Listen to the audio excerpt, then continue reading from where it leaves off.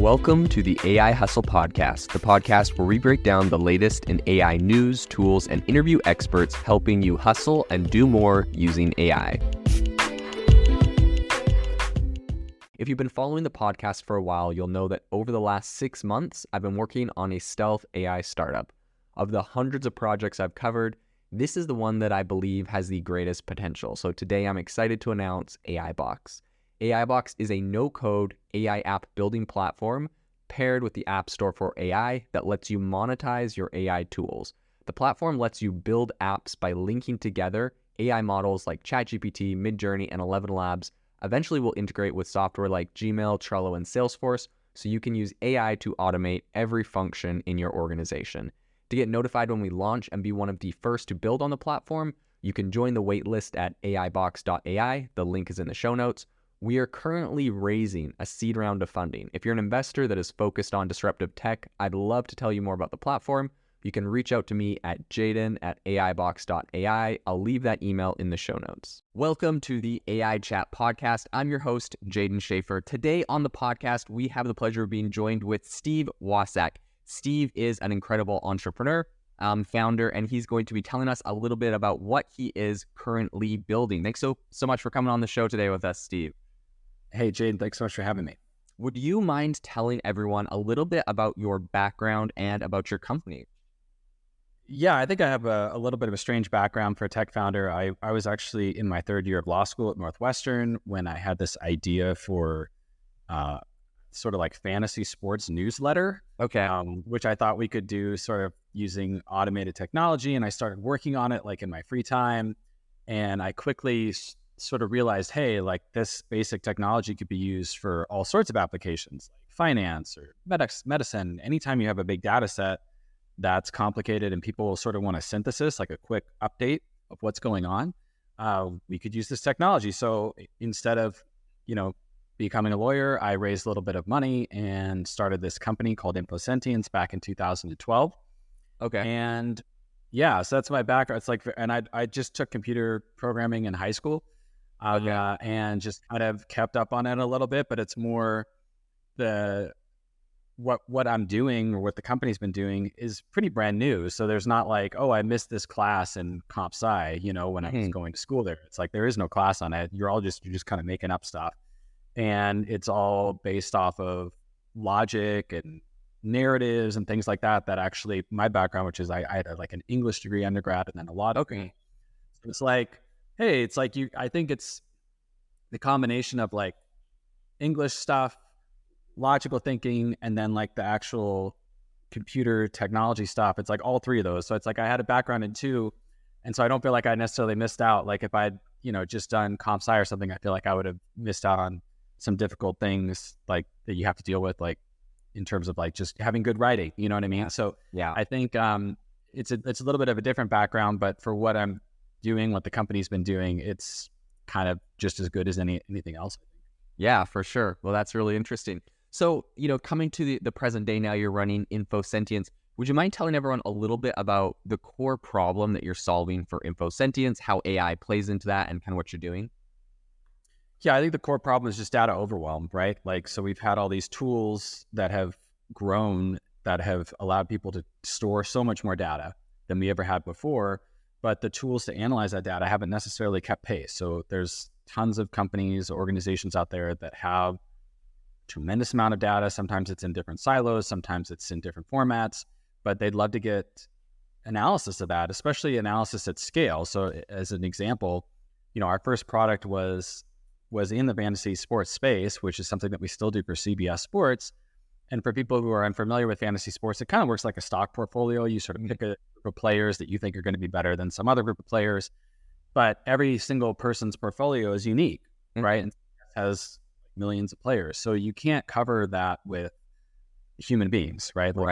It's impossible. So that's a situation where our software comes into play, looks at all the data, tries to figure out what's most interesting, and then writes up a report that's like reads just like a human being wrote it, that's compelling, that offers insight, that's different from week to week, just like you would get if you had a human being just covering your fantasy sports league. So that's what was our first product, but all of our other products are similar, right? Where it's just like people have a lot of data. Like we work with the Chicago Mercantile Exchange to analyze all their commodity data. We work with medical companies, retail companies, right? Where it's like you've got 100 products that are out, right? And they're all moving every single day, right? And they could all be distilled down to different regions or different product groups, or like there's different metrics, right? It's not just sales, it's like returns and discounts and all sorts of things, right? So you have all these metrics of all these products moving every single day. And the question is, how do you get a handle on that, right? And right now, the answer is typically, okay, at the end of the month, we kind of talk about it, or maybe we meet with certain teams once a week. Right. Our system, it's like, all right, do you want a daily report? Do you want it updated every hour? Do you want it focused on particular topic, whatever breakdown you want? Like I want a report on, the US West region, these types of products over the last 3 days. Give me that report, like distilled, right? Like the most important things in that information. Because you can kind of do some of that with pivot tables. Yeah. But it's not going to give you the context, right? It's not going to say like, oh, here's exactly what was driving it, or here's how it fits into, the last month or the last year, or like what changed in this 3 days that's like making this difference. So that's all the type of stuff that a good human analyst can do. And we can impart all that intelligence into our software so that it basically can work the same way. Very cool. So how does, AI play a role in what you guys are doing today, or what you guys plan on doing in the future? Honestly, we took a different tack than I think most companies did when we started. And certainly most companies now, which like everything is like LLMs, right? So we don't use LLMs. Okay. Our system is non-probabilistic. We use what we call conceptual automata, which is basically taking all the events that a human analyst would look at and breaking them down into their subcomponents, and then putting the intelligence as like the modeling sort of intelligence on those subcomponents. And then they have sort of the ability to self-assemble into a larger narrative. So I'll give you an example. From sports, for instance, like you have the concept of a team, right? And you can put a bunch of intelligence and sort of modeling and hierarchy stuff, information on that. And then you have the concept of a team winning a game, right? That's like an event. And then you have a concept of a streak, right? Which could be for sports or it could be anything else. It's really just like an event taking place again and again over time. Well, you can put all those together and now you have like a team on a winning streak, right? But like when you assemble those together, that grouping now can grab all the like intelligence that's on just like the concept of a streak. Like for instance, what do I, to avoid, let's say, repetition, right? It means like, okay, well, some different team is on a streak, or maybe they're on a losing streak, right? So that's a different concept, right. But there's still an element of repetition to that. It's like, is that really the best story to follow up? Or you have a situation where if you say, hey, this team's on a losing streak, and then the next story is the team is on a winning streak, you're going to write that up differently. It's like you have to say like, however, or something. You might have to have a transition because these are substantively the same story, right? And that's just a very simplified example, but the idea is that human beings are really, really good at just adding a bunch of concepts together and seeing how they all interact. But that's something that traditionally computers have not been very good at. Yeah. And the problem is because the number of interactions starts to get really crazy as you add more and more things together. And so the solution that we found to get around that, again, is to kind of put the intelligence on the low level so that all of these things can, you can kind of put it in this big soup of concepts, and they can all kind of like communicate with each other, kind of like what neurons would do in a human brain. And so that has been sort of what we've used traditionally. Now, these LLM tools are obviously like pretty amazing. So we're certainly exploring how we can integrate some of what we're doing with LLMs, but obviously they currently right now kind of struggle with data, struggle with logical operations. I mean, they can do them, but it's not that they're forte, right? And some of the things that we're doing, which are really sort of complicated analytics, particularly around, let's say, proprietary data, where there's not like a corpus of text that's talking about how this is, being analyzed. That's something where, LLMs, at least as of right now, are not particularly good at solving problems, right? And they also have like solutions, which you worry about too, right? Debuggability. I mean, there's all sorts of things where if you're doing like what we're doing with the CME, where we're taking in 50 gigabytes of data and instantly sort of giving analysis to it that's like on every single topic. Yeah.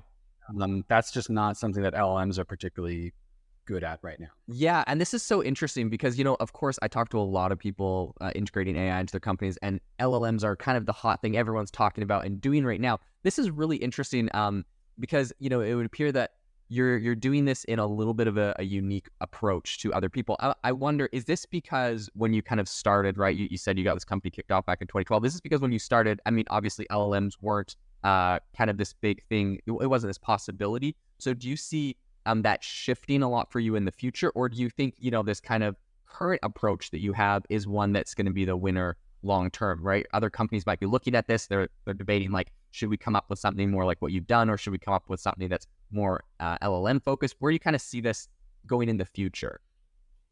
I don't know. I mean, I think emerging is probably the right way to do it, like between the two technologies. That's what we're trying to do, because I think that there are pretty clear strengths and weaknesses of both of them.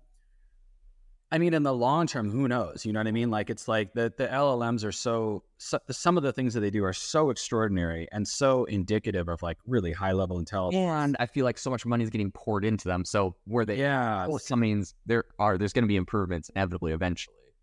So I mean, I think, maybe 10 years from now, it's all LLMs, right? Like between the efficiency and but 10 years is a long time. You know what I mean? Sure. So it's like, and the other thing is, the way that we really see our technology is if we're partnering with a client, or, potentially maybe if we were ever to get bought out or something, it's like we do view our technology as a really big accelerant, right? So it's like we can do some things right now that LLMs can't do. So even eventually, if like, let's say we got bought out and then 6 years from now or something, like our technology isn't being used anymore, it's like the fact that we were able to provide that service, right, for these clients, right? Because there's so many things beyond the LLMs. It's just like pulling down data.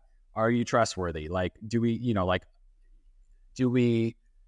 think that you're a good person to work with? And you've sort of like figured out like the things that are particular to our use case that are really valuable, and how to deliver it, and all these other things that like are not necessarily really going to be working with LLMs. Like, just the pure data analysis part of it is only a subcomponent.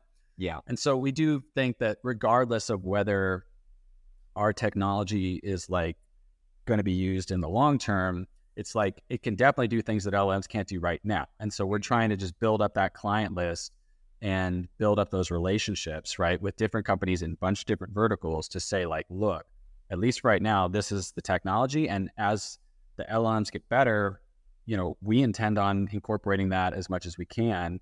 Right. And because so exactly how they're merged, I don't know. We're still like early on in that. Right. But we do think that like using our technology and LLMs, we definitely think that there's a space for it. Yeah, and I also think that what you're doing is quite good, because obviously there's a lot of people right now that are struggling with the whole data aspect of the LLMs. There's different workarounds, or there's plugins where people are trying to integrate things to help their LLMs do better with data or math or other things, but like it's not the core competency of ChatGPT, for example.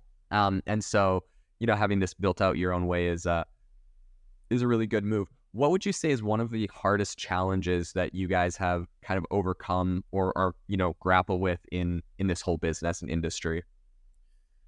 I think just the specificity of data. I mean, this is something that companies deal with all the time, where it's even internally, right, where it's hard to even within an organization have the same types of data, the same consistency of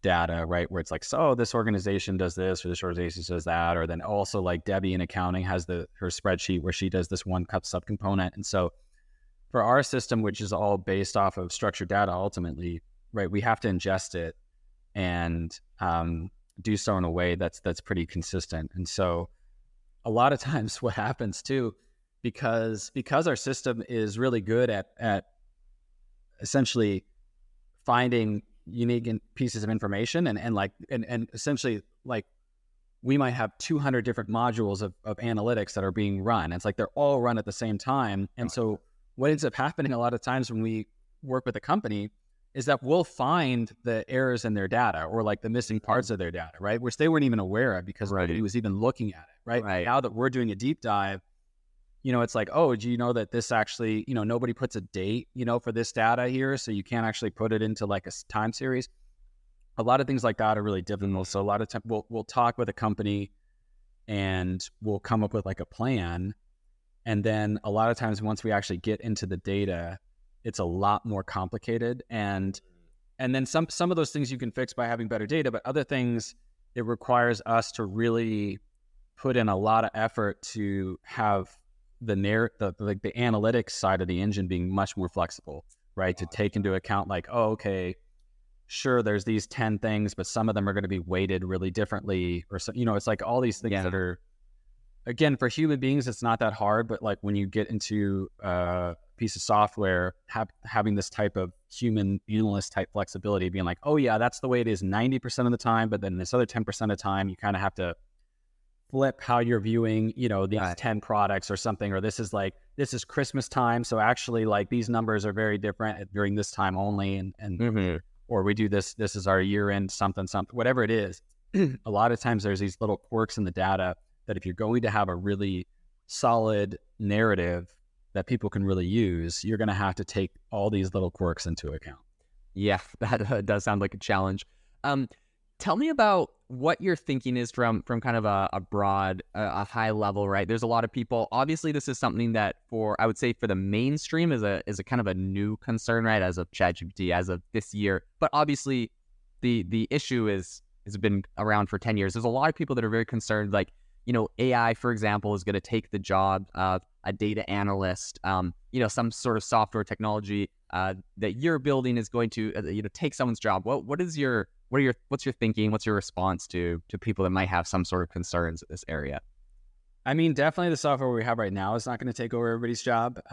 Again, like an LLM that can really just analyze any data set just sort of spontaneously and no matter the size and come up with narratives and visualizations and everything. I mean, that's at some point, that maybe probably does cause a lot of problems. I mean, I would just say like what we do right now, for instance, with CBS, where we actually write articles on the NBA, the NFLs, all these different live sports leagues, right? But they haven't really taken over any human jobs. It's more just like they're still writing like the preview for the Super Bowl, for instance. Like it's not being done by our system, right? Like, but some random, Mid-Atlantic Conference basketball game on Tuesday, it's like, well, they didn't have a reporter that was writing a bunch of content about that game. Right. So it's like we're sort of filling in the gaps, I guess, to a little extent. Like they've relied on our system to cover games that they might have had a human being cover a little bit. But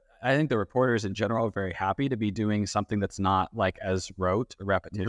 Right. They're then doing stuff about like some interesting off-season trade or some sort of interesting statistical pattern or some sort of thing with the coaching or something that's more unique than just like, here's the 500th preview of a basketball game that I've had to write this month. So at least right now, where we sit in the value chain, like we're not necessarily taking over from what analysts do. And even in like the business analytics side of things, like if it's like a quarterly report, like we're not going to do as good of a job as somebody who that's their whole thing, is they just look at your company's data and they know everything that's going on. Right. Like, so that's not what we try to compete with. It's more just like, all right, but if you want a daily report that's going out to all of your salespeople and you have 300 salespeople, like that's just not going to happen with human analysts, right? But they might really have a lot of benefit from seeing like the different insights, right, that we can pull through and deliver something specific for each person, right? And so that's really where we see the value proposition of our technology. And I don't think, at least at this point, that that's something that's actually displacing existing human data.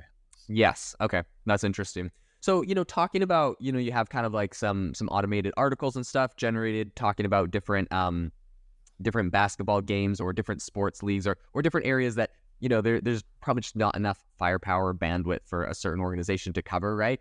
How do you kind of handle the challenge of keeping this AI generated content, for example, engaging and not sounding too robotic? Yes, I mean, that's a great question. And I think we do a much better job than our competition in this area because we don't use like templates, right? Or what I call like the Mad Libs approach, which is just like, hey, here's a narrative. We're going to fill it in with like these basic details. Right. And it becomes pretty obvious when you're reading that's what you're reading. Like, even though there's no like grammatical errors and it's like, it kind of reads fine, but it's just like, there's an aspect to it that's so rote and basic that you pick up on it really quick, and it feels boring. And using our system of conceptual automata, where we have all these little pieces, basically what we do is we tell the system, hey, figure out every single interesting thing that happened, like in a sports game. Okay, there's might be like hundreds of things, right? And you kind of like rank order them, and then give them the ability to sort of sort themselves out, so that you can get the unique things that happen. Because in a template, the problem is you had to put in the template all the things that are bound to happen. Right. Somebody's going to win, somebody's going to lose. There was a best player, and here's who they play next week, right? Like, it's all this basic stuff. But you're not going to put in like, oh, this is like a wild comeback, and here's what happened, and, you know, all these different things, or like, man, like this, you know, this team had won 4 straight in a row against this team, but now they came back, and this is the first time. Well, all these different, like, all the unique things are the things that are actually interesting. Yeah. Right? And so that's where, if you have flexibility, you can surface those things, right, in such a way that, because that's what people respond to, right? And so they can, you know, they can really pick up on that, I think, very quickly. That's super interesting, and that's super smart. Again, just coming up with the most interesting things and doing the ranking system and having that in there. Yeah, people definitely pick up. Nobody likes a template. No one likes it to sound too robotic. And so like people will still really enjoy consuming that. So that's very interesting, and they'll get great insights out of it as well. Yeah. What industries or sectors do you see benefiting the most from your technology that you're currently building, whether that's one you're currently working on or an area you see in the future? I don't know. Hopefully somebody can tell me. I mean, we're in a lot of verticals right now, and it's really hard to say.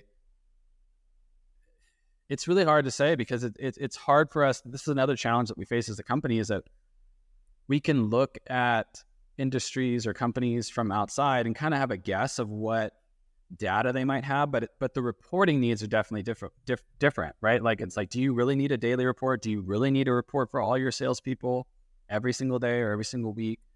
That's where it's really difficult to know, you know, exactly when we can really have a value proposition that helps people is tricky to know from the outside. So our approach is kind of just scattershot of just like, all right, well, let's just talk to anybody. And we have multiple companies in the finance vertical. We have, you know, a medical client, we have a retail client, we have a marketing client, we have you know, journalists like CBS and some other folks, actually multiple folks in that space. So we just try to kind of talk to people, and because we don't know the answer to that question, honestly. Yeah. Like, what would be like the best? I don't know. Yeah, well, I mean, I think it's applicable in a lot of different areas, but talk to me about a couple different like case studies or success stories. I mean, even just for people listening to this to kind of conceptualize some of the areas that you're making some of this innovation. So like in finance, for example, what are people using this for in finance? Well, the big thing that we're using this for is with the Chicago Mercantile Exchange, which we were doing sort of a demo product with them for a while, summarizing some different commodities in the agricultural space. Yeah. Chicago Mercantile Exchange is the largest commodities trading firm in the world. So they do options and futures contracts around, you know, like soybeans and gold and interest rates, everything. Like, you can kind of just like bet on it, essentially. Okay. And what we're going to be doing for them, though, is something I think really cool, which is basically taking all their commodity data and turning it into an always live, always correct web page. Okay. That's basically looks like a sort of Yahoo Finance or Bloomberg web page, but everything is automatic. So everything that you see is like always up to date. So it's like you're seeing headlines and pictures and videos and narratives and everything on every single topic within the CME, but it's always sort of now, right? Or at least incredible. Live. Like you're always seeing everything there that's now. And if something, for instance, if a commodity goes way up and then it goes back down and now it's just back to even, right? It's like maybe that story disappears off the front page, right? Because that's not the story anymore, right? Which is not what happens on traditional normal. Yeah, it's like you have a crawl and like something's there, and maybe it's hard to kind of say like, oh, this is what's happening with this stock, because by the time somebody reads it, it might be something different, right? So that is actually very innovative, and I absolutely because I definitely hate clicking on like an article that was like this incredible thing happened, and then you go check out the stock or whatever, and it's like back to and not right. So See, now it's a different story though, because now it's like, hey, it was up and now it gave back all its gains, right? Like, so it might still be on the front page, but it's like the up-to-date version of that. And so I think that and because we're providing so much content, one of the things that we're gonna be able to do is what we call like this deep dive technology, which is like anything that you're looking at, you can kind of be like, oh, that's interesting. Give me more information just on that. And they'll like take you to like a new article that's just like focused on that particular topic. So I think that that'll be pretty cool. Yeah, the thing we've done with CBS, which is our longest client, the fantasy sports, people really love it because they get this customized insight, and those they get like an email every week, and those are like the highest open rate emails that CBS has of any email that they send out, because people are like, it's just different because they're getting something that's just for that, right? Like nobody else is reading this. It's just it's this whole article. It's like 300 words with pictures and highlights, all the such. It's possible a single person could service those customers with something custom. So yeah, that is really amazing. Yeah, so that's, I mean, I think that the power of customization, and again, this power of getting away from the robotic sounding template stuff, it's like when you can write something that really speaks to somebody and really gives them the information that they want to hear, that's unique to them, right? It's like, it's really powerful. And so like a lot of our customers have experienced that, and it's been fun to build. That's really interesting. What about, I think you mentioned like healthcare. How are you seeing this in like the healthcare space? Our healthcare stuff is pretty early on. I mean, the only client that we currently have is IU Health, which is like the largest hospital group here in Indiana. But basically what we do for them is automated doctor bios. So they have biographies for their doctors, but there's thousands of them. They're constantly coming and going. The data behind their bios is changing, right? Like they might change locations or specialties or all sorts of things. And so what our system does is it takes all of their information, like their education, whether they speak different languages. And also one of the really cool things it does is like actually synthesizes patient reviews, right? So we like pull out some of like the key things, and also include some like curated examples of new patient reviews, which is good for SEO, right? Because the article is kind of changing and updating. And so it's just been a way for them to really save a lot of time. And actually, a lot of times they just didn't even have a bio for doctors, which is not good. People like to read something about like a summary of who this doctor is and the medical history. And if they have like publications, like it can include that. So it's pretty flexible. But we haven't, we'd love to be able to do more stuff in the medical space, but it's tricky because of all the patient protections, and obviously it's very important to be correct, right? So like, if you're doing like actual like diagnosis stuff, so it's a little bit harder to break into. We've had some good conversations, but we haven't really done as much as we'd like to do in that space. But hopefully in the future we can do more. So that is interesting, and definitely there's some nuances and challenges in that industry for sure. I think a lot of people are grappling with those right now, so nothing unique to you. I believe it's on your website. There's a Spot the Bot challenge. Yeah. What kind of inspired that? What's been the feedback from users on that? I mean, tell everyone that's listening what that is. Yeah, basically we just took a couple of data sets that and looked at, okay, here's what a human being wrote up on this particular data set, and here's what our system did, right? Using actually a finance example, and like I think it was like a New York Giants game or something like that, where it's like, here's the AP report and here's what we wrote for CBS. And yeah, I think, we just started doing that at like trade shows. Kind of, we just actually printed out as like kind of a game just to get people to come over. And then it was like, oh, we should put this up on the website. And it's fun because a lot of people comment on, they're like, I failed or something, like they said, I didn't get it right. And so it's nice because it really does bring home this idea of like, hey, it feels real. You know what I mean? Like, and again, it comes from picking up on some pretty subtle things in terms of like the structure of the narrative and the sort of uniqueness of what it's talking about. And it allows it to kind of, hopefully in a very quick, easy way, get people to understand the difference between what we do and maybe some more simplistic solutions out there. Yeah, for sure. That's awesome. So how many people are currently on your team? Just 5. We're small. Okay, that's awesome. A lean team, and you've been going for, the company's over 10 years old now, right? So that's amazing. What has been, how has that been in the process of kind of growing and scaling the team from early on? Were you the original like developer on this? Did you bring people on? How has that been? Yeah, I was the original developer, and then I brought in just one other person, and it was just that for quite a while. We've had a really sort of weird journey because we started off, we got CBS as a client right away, which was sort of a miracle. I don't know how the heck that happened looking back on it, but it happened. And about like a year in, we had launched, and I think we had proven out our technology to be really good, and I would say industry leading in certain ways. But I had this idea for like a better version, which I thought would take like 6 months, and it took 8 years. And That is classic development problem. yes, and the whole time I thought I was like almost done. So it wasn't just like, oh, if I knew in advance it was going to take 8 years, like I could kind of plan ahead. But like I always thought I was like almost there, you know, and then I'd have to like restart over from scratch. And so we didn't do a really, we didn't try that hard to expand the company. Like we got some clients haphazardly, but we didn't want to make a big push because it was like, well, we got this new technology. So like we want to build like the new clients on the new tech stack, which is like almost done. So let's just wait 3 months. Right. So it was just like that for a long time, but like, thankfully about, you know, a year and a half ago or so, we really got the tech to do everything that we ever wanted it to do, which was great. Eighth time's a charm. Like almost, it literally was like almost every single year we started over from scratch. Oh my God.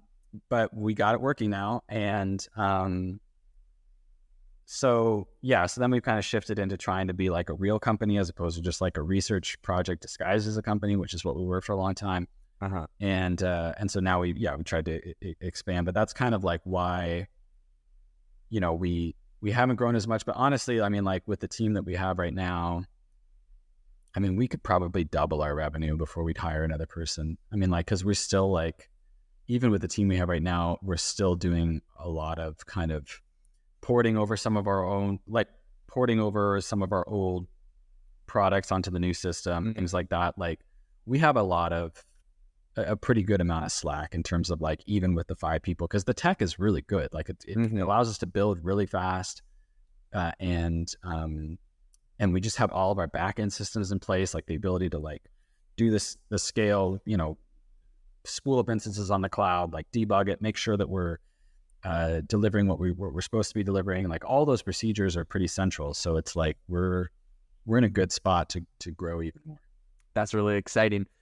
Talk to me about, so I know at the very beginning you said you wanted to get the company kicked off, so you went and got some investors. Was that your only round of funding? Have you done multiple rounds of funding as you've been growing?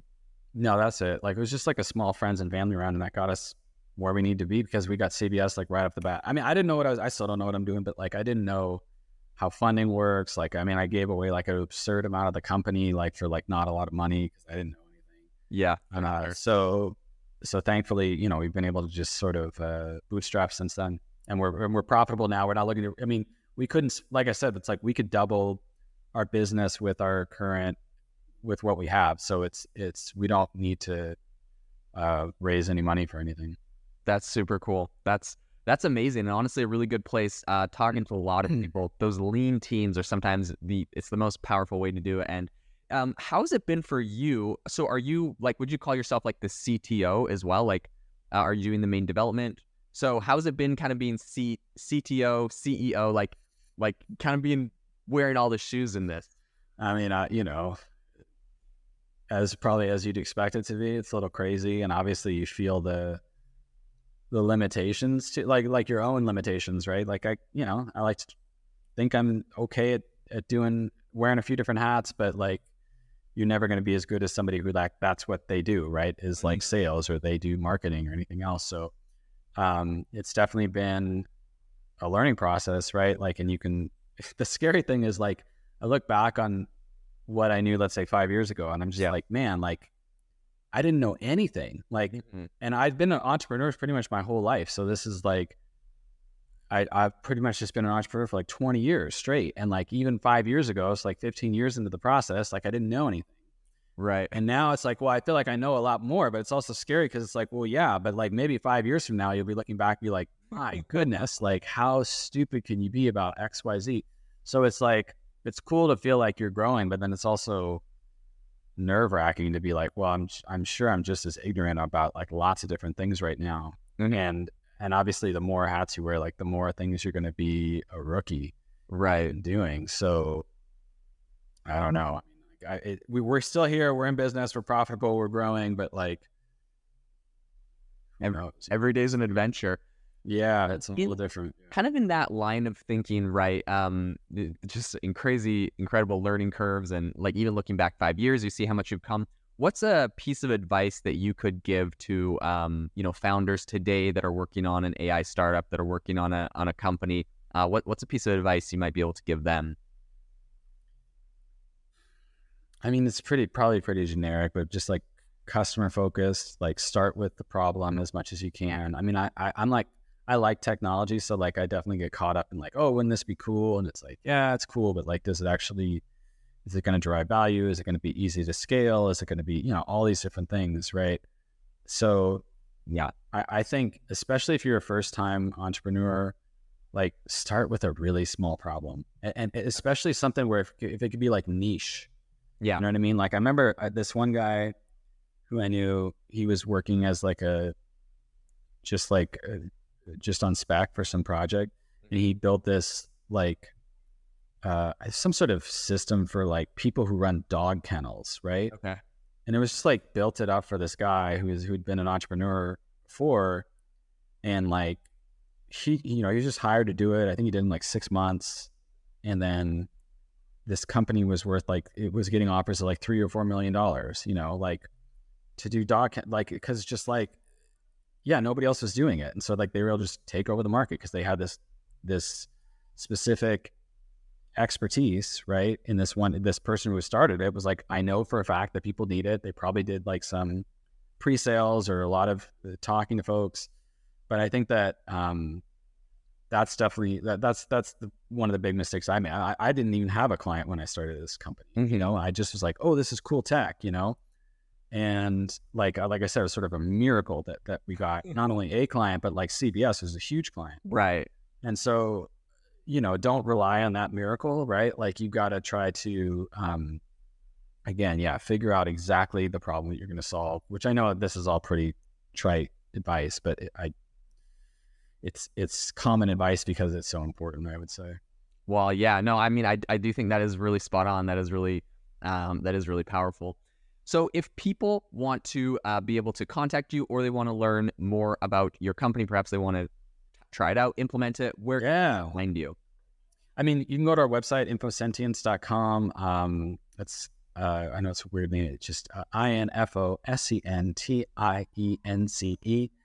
And I'm also on LinkedIn. Those are really kind of our only two places. But yeah, you could look us up and send us an email or request a demo. We have a really cool demo. Like we've shown it to, I don't know, probably 60, 70 people. And the response is pretty mind-blowing. That's one of the things we're super excited about with the CME thing, is a lot of this technology that we developed that's sort of behind the scenes. People are going to be able to see it firsthand and just how like flexible and interactive it is. So we're excited about that. But yeah, if you have the chance to see the demo, I would recommend it. It has not disappointed so far. People have been pretty blown away by it, and you're going to see things that nobody else is doing. I've asked every single person that I've shown the demo to, have you ever seen anything like this? And they've all said no. Like I don't know how many it is now. It's like 60, 70, something like that. So if you want to see some cool AI tech in this like data generative AI space, then yeah, sign up for a demo and be happy to show it to you. Super exciting. I bet you will be contacted a lot. Honestly, this is something that is really exciting to me, because it's not just a wrapper on top of OpenAI. This isn't just an API. To like you built something very unique and in a very unique way. So very big kudos to you. Honestly, I know you probably are like, it's about time, because you worked on this thing for 8 years and it was always 6 months away. But yeah. I think now is the time where AI is really taking off. So I think you'll be rewarded with some pretty exciting growth on the company. With such a really cool product. So thanks so much for coming on the podcast today with us, Steve. And for listeners, thanks so much for listening to the AI Chat podcast. I'll drop links in the description of the show to Steve and to his company. where you can find out more about that. But otherwise, have an amazing rest of your day. If you are looking for an innovative and creative community of people using ChatGPT, you need to join our ChatGPT creators community. I'll drop a link in the description to this podcast. We'd love to see you there, where we share tips and tricks of what is working in ChatGPT. It's a lot easier than a podcast, as you can see screenshots, you can share and comment on things that are currently working. So if this sounds interesting to you, check out the link in the comment. We'd love to have you in the community. Thanks for tuning in to the AI Hustle podcast. If you could do us a massive favor, we would really, really appreciate it if you could leave us a review wherever you get your podcasts. This helps people find the podcast. It helps people know this is a good place to go. And we would really, really appreciate it, as it helps us continue to bring on incredible guests and share incredible content for you to listen to.